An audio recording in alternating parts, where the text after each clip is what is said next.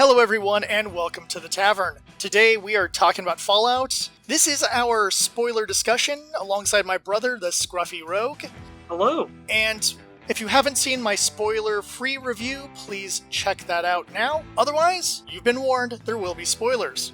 But before we get into that, one of the things I've seen a lot of people complain about online is that a lot of the people reviewing the show don't have enough experience with the franchise. So, we're going to explain what our histories are. I have played part of Fallout 1, part of Fallout Tactics, all of Fallout 3, all of New Vegas, all of 4, and Fallout 3 was my first Fallout game. I believe you actually got me into it. I do own Fallout 1 and 2, and I was planning on playing them because the show came out, and then I watched the show, so I'm replaying New Vegas out of spite. As for me, I was introduced to the franchise by a friend of mine who showed me Fallout 2, and I watched him play a bit of it. I thought it was pretty cool, but for some reason I just never picked up the games. The first Fallout game I owned was 3, and then after I beat through 3, I ended up going onto GOG and grabbing 1 and 2. I played through a piece of 1, never finished it unfortunately because I've too many games, too little time. Then I also played 4, and I might start playing the tabletop game, we'll see. So, when the series was announced, both of us had different ideas of what would make a great Fallout show. For me, a great Fallout show would have probably been 1 or 2 main characters who have to go on some sort of quest. Probably taking the idea from part 1 where they need to get the water chip, doing something like that, having these characters go out trying to find it while running into new and weird characters during their course of the adventure, possibly helping out some of the locals, learning a valuable lesson, and if done right, you'd have some really memorable characters. Ideally, maybe 2 vault dwellers, one who is more outgoing and, oh my gosh, everything is so cool and new, and the other one who's like, oh my gosh, everything's trying to kill us. And I think you could have done something really interesting with that, but that's not quite what we got. We got a alternate version of Part 3 for some reason. Because the showrunners really like 3. Apparently.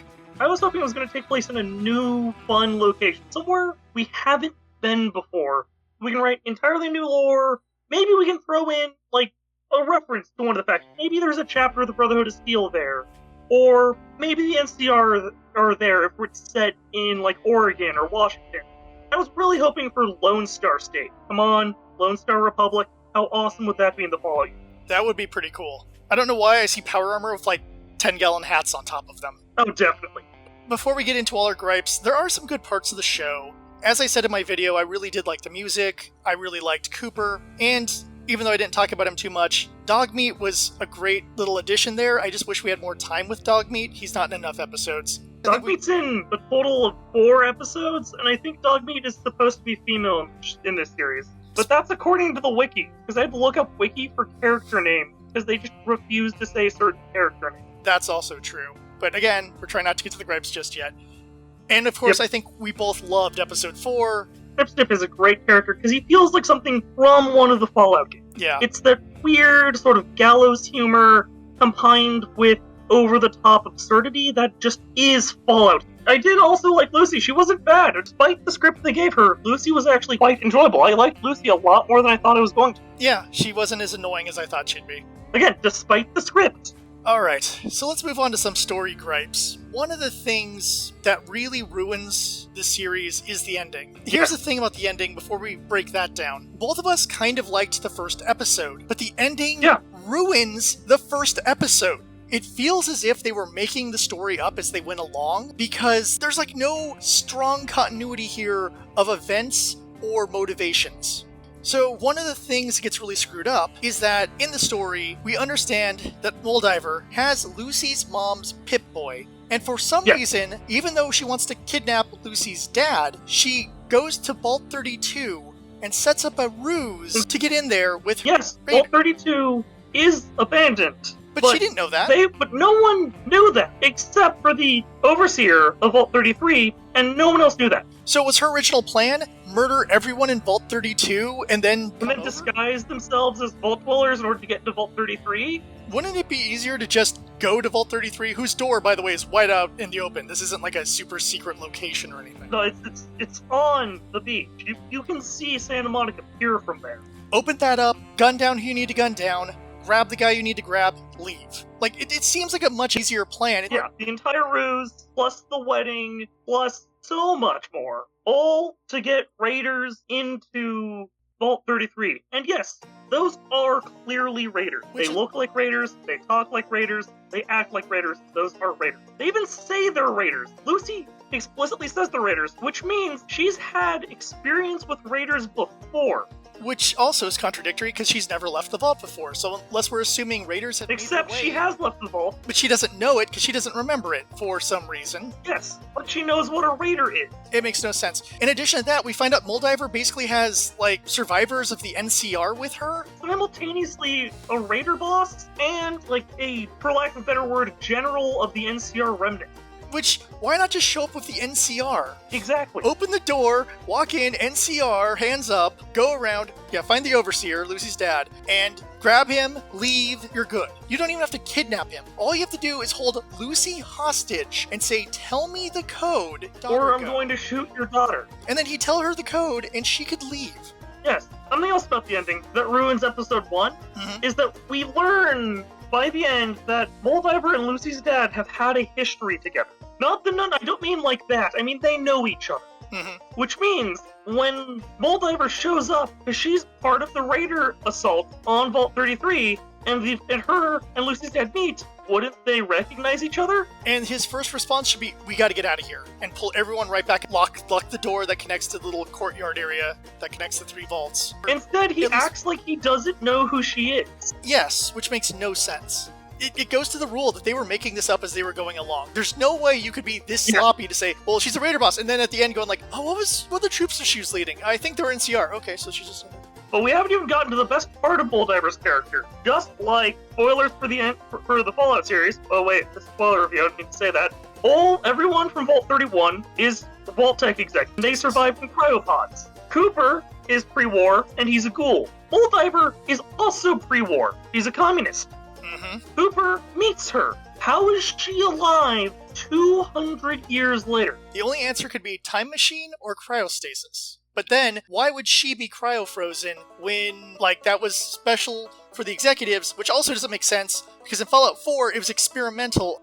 Since we're talking Vault 33 right now anyways, here's the thing. I was surprised that I kind of grew to like Norm. He's kind of a downer. He's kind of a pessimist, but as he starts to uncover the secrets of Vault 33 and Vault 32 and Vault 31, because the 3 vaults are connected. Fun idea. But as he starts to uncover the secrets of those vaults, and he starts to be more proactive, I start to really like him. Yep, and then his story just kind of stopped, and it's just, why not give him any resolution? I assumed the point was to do that in Season 2, but like, last thing I want to talk about Vault 33, of course, is that there's supposed to be a vault full of, the descendants of or members of Vault-Tec itself, which is perfectly fine, but there's a lot of, like, fat people there, and it looks like they're subsisting on, some grains and probably some form of synthetic protein. And I don't know, I guess they had sugar because they were making cake and stuff. But you gotta eat a lot of cake to get as big as some of these people if the rest of your diet is made up of,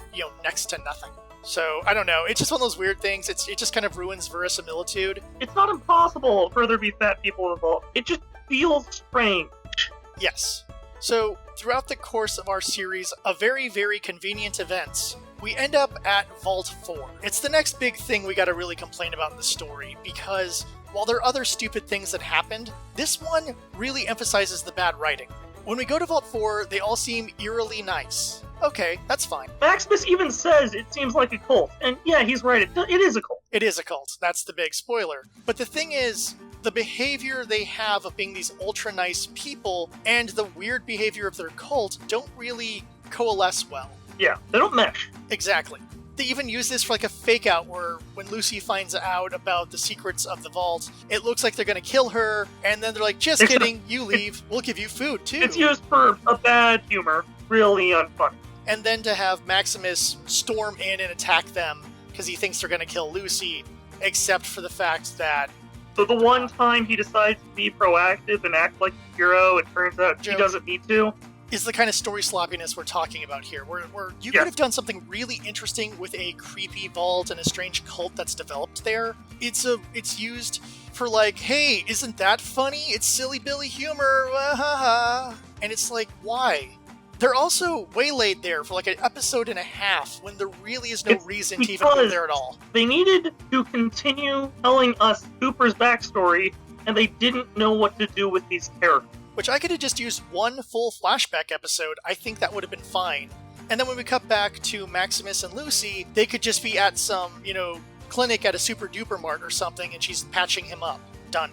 But the reason why they go there is in order to heal Maximus. We literally could have had, instead of Vault 4, we could have had her fighting raiders, or fighting more ferals, or fighting irradiated creatures as she's trying to save Maximus's life. Yeah. That would have been a lot more intense. That would have been a lot more interesting, more action-packed, instead of bland filler. And it would have showed Lucy's growth as a more capable fighter in the Wasteland. Yes. Instead, we get commentary overseer. I get in trouble for telling jokes. What's up with that? It's like, we get weird, creepy sex cult that worships Moldiver, and we get told that Shady Sands is blown up. I'll get there, people. I will get there. There's a lot of weird sex stuff in this show, and it feels really unnecessary. It feels forced. The relationship between Maximus and Lucy does not feel natural, it feels forced. Just like the unnecessary sex scene with Lucy and her irradiated husband. Also, Vault 4, not only is it filler, it also has no reason to exist. Even if we wanted to do a Moldiver brought the survivors from Shady Sands to a vault, then we had something like that. She could have brought them to Vault 13 or to Vault 15, both of which are right next to Shady Sands. Vault 13 is abandoned, as far as I'm aware. It was wiped out by the Enclave in Fallout 2, and Vault 13 is where the Vault Dweller, the hero of Shady Sands, the character of the first Fallout who defeated the Master, is from. And Vault 15, I know that it had raiders in it who were attacking Shady Sands during Fallout 1, and I'm not sure what became of it in the later games, because I haven't played Fallout 2. But right there, we have two perfectly serviceable vaults, and one of which would be a nice nod, well, both of which are a nice nod, but one specifically, Vault 13, a nice nod to the player base. But we got neither of that. We got one for joke reasons. Which now brings us to our ending, because this is the other major sticking point. As we talked about how it ruined episode 1, it's also a terrible episode in and of itself. So let's establish a few things here. Maximus leaves Lucy in order to go back to the Brotherhood with a fake head, because, the MacGuffin, so that Lucy can get her dad. The Brotherhood knows he's lying, and he basically goes, but I know where it is for realsies. The Brotherhood trusts him for some reason. They load up everybody and fly over Griffith Observatory, the most famous observatory in California. Yes, which, when they do the close-up shots of stuff, it doesn't look like the Griffith Observatory at all, only at the exterior or at the establishing shots. So the Brotherhood just storms in and just guns everyone down, and I think this exists just to put in not only an action scene, and to kill off the remnants of the NCR. The remnants of the NCR are just unceremoniously slaughtered. Mm-hmm. This episode also is one of the worst action scenes in the series. Cooper is fighting like 3 or 4 Brotherhood members in power armor, and the lights go out, and it's illuminated by muzzle slashes, combined with the cinematography means I have no idea what is going on. I can't see anything. It's not cool. It's not exciting. I don't know what's going on. It's giving me a headache. That scene is also connected to a scene that ends up kind of ruining episode 2 in its own way. In episode 6, we learn in Cooper's backstory about a flaw in the T-45 armor. Then, when he's confronting some of the Brotherhood guys, he makes reference to it, shoots them, and says, looks like they didn't remove the flaw. However, in episode 2, when he confronts Maximus, he shoots everything except for that one weak point. And again, it's that whole, did they make this up as they were going along? He would have just killed Maximus right there. Well, you see, Jared, it's either that or Maximus has plot armor. Well, he obviously has plot armor because he just keeps getting promoted without achieving it. But the thing is, this is that kind of sloppy writing that events in later episodes ruin earlier episodes. Now, I have my issues with the fight between Cooper and Maximus, because Maximus apparently is a massive moron, but Cooper's also invincible, apparently. I was about to say, because Cooper can survive being thrown through, like, a wooden structure. Yes, he's a ghoul, he's more resistant to pain, but a ghoul's bones break just as easily as a human. Brings us to the Lucy and her dad and Moldiver stuff. But what we also find out is Moldiver kept Lucy's mom as a pet ghoul, meaning she had to dig Lucy's mom out of the rubble of Shady Sands after it was nuked by Lucy's dad. Yes, he's the one that nuked Shady Sands. Yes, so we get bad dad trope here, because of course we do. And the reason why he nuked Shady Sands is because Lucy's mom, Lucy, and Norm left the vault at some point and somehow made it to Shady Sands and were apparently living a good life and trying to convince Lucy's dad that, oh, we don't need to stay in the vault anymore, everyone should come out of the vault, or something. Yeah, so he basically stole his kids back, blew up the city, and neither kid has any memory of this, because of course they don't. I mean, why would you remember an incredibly massive traumatic event? I mean, yes, people do block out trauma. That happens, but this feels a little sloppy. Especially when Lucy keeps talking about how much she misses her mom, you think she'd have maintained the memories of the last time she saw her. Instead, the memories of Lucy's mom are always her standing in the grain field in the vault. Yes. Also, Moldiver's a terrible person for a lot of reasons, but one of the ones that really sticks out is that if I saw my friend and they had turned into a ghoul, I would put them out of their misery, because that isn't a happy life. She's not like Cooper, where she's functional, she's feral. Put her down, because it's the humane thing to do. No, I'm gonna keep her as a pet like a weirdo. In addition to that, Moldiver needlessly murdered a bunch of people in Vault 33 with her Raider thugs. Despite the fact that she's also the leader of the NCR Remnant. And the route she probably would have taken from Vault 33 back to her base probably brought her through Philly, or at least near it. Thus, she could have waited a day maybe 2 days, for Enclave Scientist Man to show up, to then guide him to her base. She hired a person who I think hired a different person to guide Enclave Scientist Man to Moldiver when she could have just waited at the town or met him on the road to the town, because he runs into Lucy on the road to the town, which means it makes no sense for her to I'm just gonna go to my base. What about this really valuable asset we should grab? Nah, someone else will do it. We haven't even talked about what Enclave Scientist Man was carrying. So apparently, he had shoved information on cold fusion into his neck. And needed to get that over to Moldiver so she could pull it out of his neck and plug it into a Computron that would then start a cold fusion reactor. Once she got the passcode, which is why she kidnapped Lucy's dad, who refused to give her the passcode until Lucy was there. And then Lucy had to convince him to give her the passcode? Also, this person who, thus far, we've seen her mostly be a psychopath, Lucy just immediately believes her when she tells her the story of how her mother died. Despite the fact that she's behind the assault on Vault 33, where Lucy lost friends. Well, I assume she lost friends. I don't know her relations to people inside the vault, apart from her relation to her brother and her cousin. It is in Moldiver's best interest to lie to this person to get her on your side. Lucy is shown to be naive, but she is not shown to be stupid. She should have a part of her brain that goes, wait a second, you're a bad guy. And the answer is yes. Yes, she is. She's crazy, and you should trust your dad on this one. Now, as it turns out, her dad steals some power armor and leaves. After having a confrontation with Cooper, who recognizes him after hearing what Lucy's last name, because everyone is connected. Because story convenience. So, right at the end there, after Lucy's dad runs off, and Cooper's like, I'm going after him, so that I can find out where my family is. Because his wife worked with Vault-Tec, so presumably his wife and daughter are in a vault somewhere, despite the fact that his daughter should be dead because we saw him riding away from nuclear explosions while holding his daughter in the first episode. But that's not even the worst part of that scene, because Lucy then pulls out her 10mm pistol, and she aims it. And we, as the audience, are left to assume she's aiming it at Cooper. Well, why would she do that? That's incredibly stupid. She then shoots her mom. They're like, oh, this is to show that Lucy has grown as a person and has the resolve to go after her dad. Which is then shown again to us immediately afterwards, when she chooses to go with Cooper. We didn't need Lucy's mom as a ghoul there. She didn't need to shoot her either. She could have just gone with Cooper. Or gone with Cooper and then be like, wait a minute, I need to do one last thing, then turn and shoot her mom, instead of having this whole unnecessary, incredibly stupid drama trying to trick the audience into thinking that Lucy's gonna shoot Cooper. Yeah, it's just terribly framed and really stupid. And she'd have no reason to even... I hate this show. The more I think about the show, the more I hate it. That's what I've learned. The more things we notice to hate about it. It's one of those.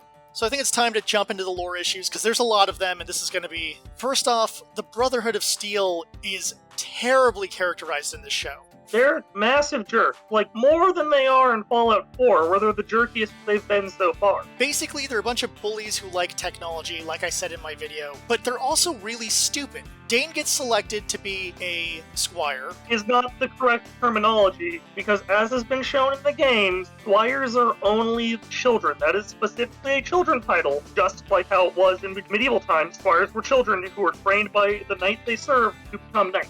The starting point, or at least the recent games, the starting point for an adult would be an initiate. like how you begin as an initiate when you first join the Brotherhood in Fallout 4. Now, Dane basically puts a razor in his boot to mess up his foot so he can't be a squire. Because he's scared. Now everyone immediately assumes this is Maximus' fault, for some reason. Maximus is then questioned, and after convincing them... It acts really suspicious during the questioning, too. Yes. He acts like he did it, even though it is revealed in, guess which episode? Episode 8, that Dane did it to himself. Yet for some reason, the leadership believes him and makes him a squire, because the Brotherhood's stupid. A squire to Knight Titus, who is the worst knight, because he is a coward. When confronted with a Yaogwai, instead of, standing tall and shooting it in the face, like the proper Brother to Steel Knight, he runs away like a coward, which is what allows it to get behind him and severely injure him. Maximus then just lets him lie there bleeding, because for some reason... No, there is a reason. There isn't a stim pack in the power armor, but there is a Radaway in the power armor, but there's not stim packs in the power armor.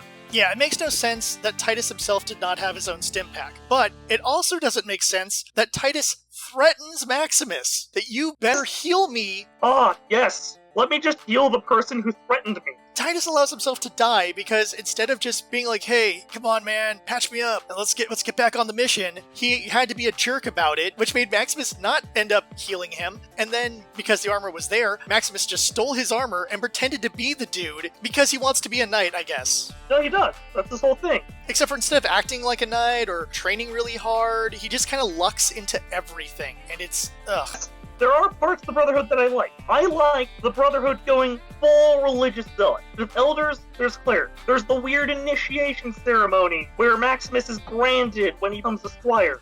I like all that weird religious nonsense for this chapter of the Brotherhood of Steel, except for one massive caveat.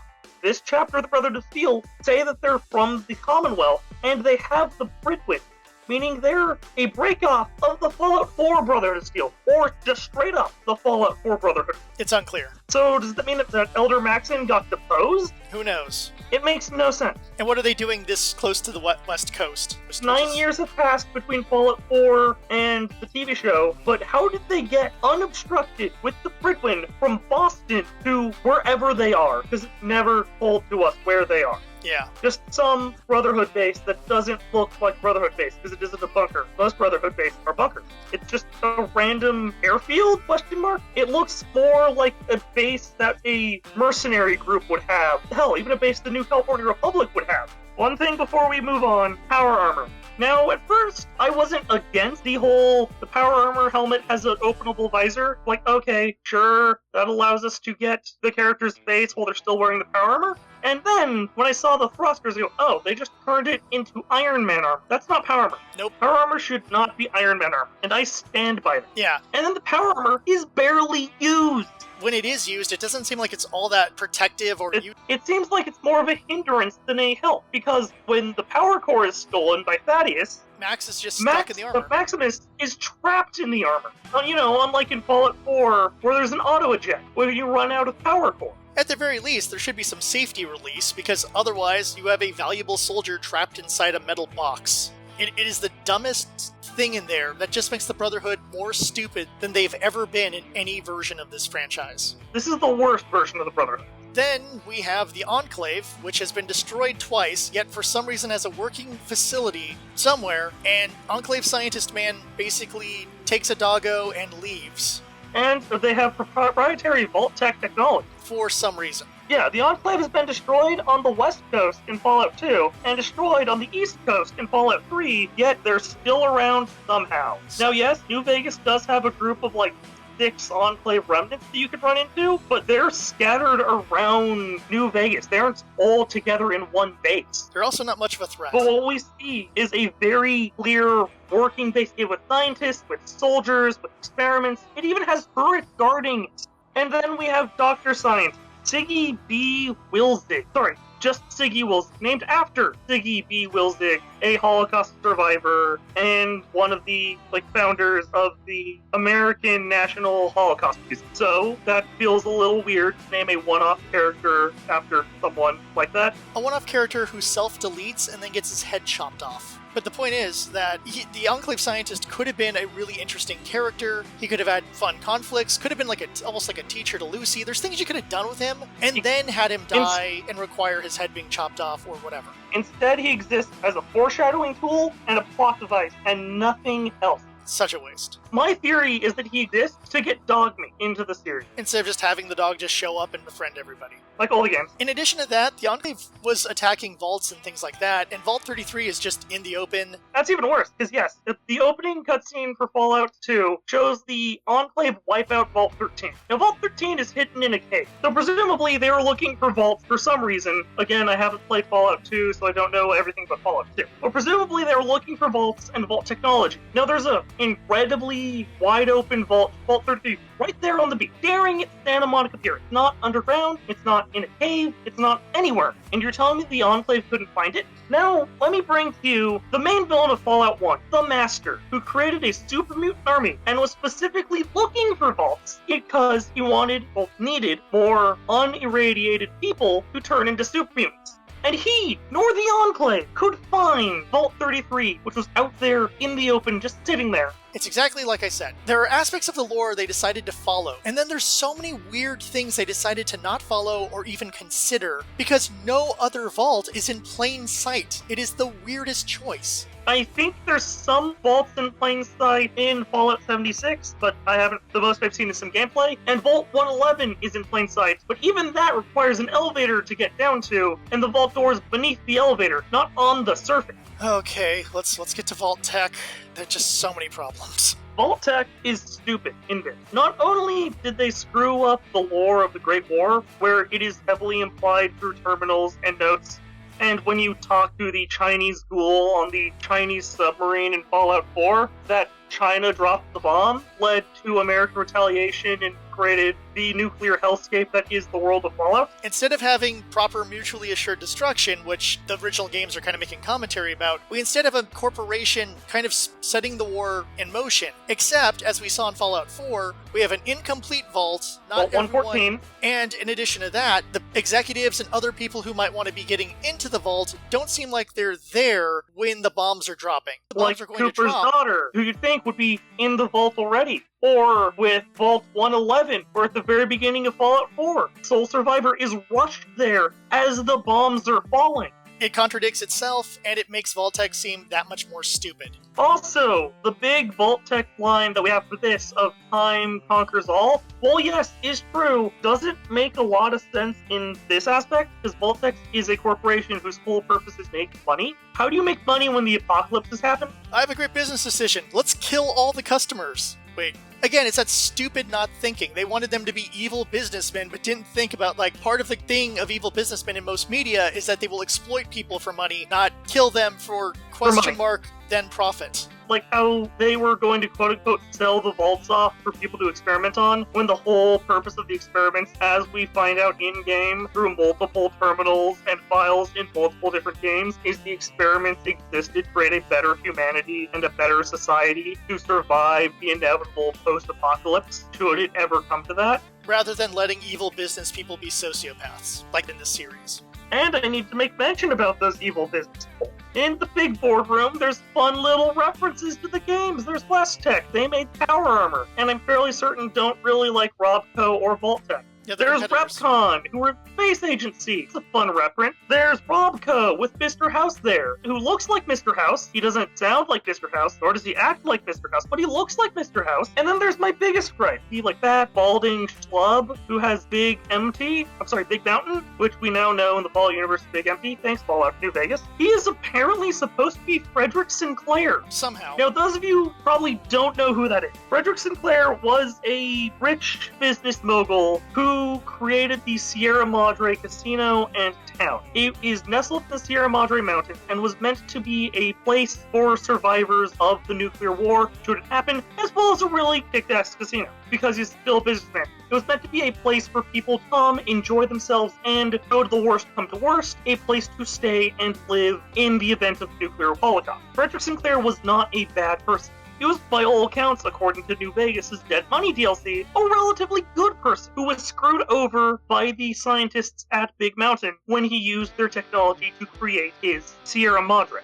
And yet here he's just some fat, ugly, slob, evil corporation man at part of Big Mountain. And finally, on this subject, I need to get into Vault Boy. While I don't mind that Cooper is tied to Vault Boy, what I do mind is that this completely retcons that character. I was always under the impression Vault Boy was just a cartoon mascot to be the smiling face of a fairly shady corporation. And the idea of the thumbs up was like, hey, trust me. They retconned that to be... Allow me to interject here. The people who worked on Fallout 1 and 2, when it was still an Interplay, literally tweeted out about what Vault Boy's thumbs up means, and they said that it's just because Vault Boy's a positive person. That is what it means, according to the people who created the franchise. And they completely retconned that to be something that's connected to a weird myth that I don't know the full origin of, but it's not actually true. Nor do I. About that thumbs up thing, as far as I know. I don't think it's true. I think that's a weird thing people made up for Fallout, but it might be based off something. I don't know. America did a lot of weird things during the Cold War. Yeah. It just annoys me that they retconned him like that. Also, if you're gonna have someone be the model for Vault Boy, he should probably be blonde. Just saying. Finally, there's Shady Sands and the whole amount of just insult to New Vegas. Not just New Vegas, Fallout 1 and 2 as well, because before I get to Shady Sands, and oh boy am I going to get there, I need to talk about Philly, the town they made up for this series. Now I'm fine with them making up a town for the series, but Junktown exists, and so does the Hub, both of which are in California, both of which are still around as of the time of New Vegas, both of which are part of the NCR. And yet, there is no mention of any other towns, period. It's just Philly and Shady Sands, which no longer exist. Where are the other towns, Bethesda? Are you telling me that you didn't even look at a map of Fallout 1 or Fallout 2 when you were creating the TV series? Oh, they absolutely did not. And then, I need to get into Shady Sands and what they did to NCR. First off, Shady Sands, according to a billboard in Fallout 4, it says, "The Fall of Shady Sands, 2277, and then a picture of a nuclear bomb. Now, I took that to mean that Shady Sands was nuked in 2277. As most of us have. That's what the board seems to imply. Some people argue that the bomb happened after the fall of Shady Sands 2277. Now, let me put this in perspective. During the 2250s and 60s, the NCR waged war against West Coast Brotherhood of Steel and won, becoming the largest faction and most successful faction in Fallout history. 2277 is the year Fallout 3 started. Over here on the West Coast, 2277 is the date of the first Battle of Hoover Dam against Caesar's Legion. Fallout New Vegas takes place 2281, about the second Battle of Hoover Dam and the war against Caesar's Legion. What you're trying to tell me is that the NCR's capital was either depopulated or nuked in the middle of their war against Caesar's Legion, and no one said anything? It'd kind of be a big deal, It's just, even 4 years later, because there's a lot of people who lost their homes or families. There are people in Camp McCarran that talk about being from Shady Sands. There are caravans constantly coming through from California through the Mojave Outpost. President Aaron Kimball, the current president of the NCR as of 2281, shows up, and you either get to protect him or assassinate him, depending on which side you take, in New Vegas. And you're trying to tell me that Shady Sands was nuked? You know that normally the president lives in the capital? It'd be like Washington, D.C. was nuked, and then, like, 5 years later, Joseph Biden showed up. Just perfectly fine. Or if, while we were in Vietnam, just like halfway through Vietnam, everyone just left Washington, D.C. All the lawmakers, all the politicians, all the people just sort of left Washington, D.C. That's not how that works. That's stupid. And the thing is, there's probably a lot more lore issues we didn't even get into. Oh, there are. You can really understand why this show is such a mess, both on a story level and on a lore level. And yet, for some reason, Bethesda stupidly said this is canon. But don't worry, the destruction of the Shady Sands, that wasn't Todd Howard's idea. That was the showrunner. And I believe he recently also tried to pass the buck on, no, the communists nuked first, and then Vault-Tec sent out some other ones. Like, he's already trying to pass the buck on that one. Oh, is he? Yeah. Oh, that's fun. So, even though this series does have all the member berries, a lot of which were incredibly annoying to me, like the NCR Ranger armor, which is just on 2 random schmucks who are in a homestead that Preston Garvey would send me to because it needs my help. it's just one of those things where, like, okay, that looks cool, let's just use that. And when you have references that don't tie into the story properly, or just are there for the sake of being there, it weakens your narrative. Locations are less of an issue with this, because Super Duper Mart is established to be a chain, so Super Duper Mart and Red Rocket are less of an issue. The point is, there's a lot of weird member berries here and there, and then certain things that seem perfectly fine. It's that weird contradiction of the series of it feels like they really paid attention, but they also paid no attention. Like, they saw what people thought was cool, so they put in what people think is cool, and then they just sort of stopped. They didn't actually pay attention to why people think those things are cool, or the correlation those things have to the things around them. Overall, the show had potential. The worst part is, we're going to have to watch Season 2, because I believe it has now officially been greenlit, despite all the contradictory information. Oh, well, I mean, at least we'll get to find out what's going on with Norman in Vault 33. What's the actual deal with Lucy's dad? Where are Cooper's family? Is Bulldiver even actually dead? What the hell's going to happen with the cold fusion technology? 17 other questions I have about the ending, because the ending answered nothing. Yeah, I can't wait. Thankfully, it'll be about 2 years from now, so let's worry about it when we get to it. Thank you for watching. Please like and subscribe. And if there is something we missed or something you want to rant about, let me know in the comments. And Bethesda. Bethesda never changes. Until next time, I'll see you at the tavern.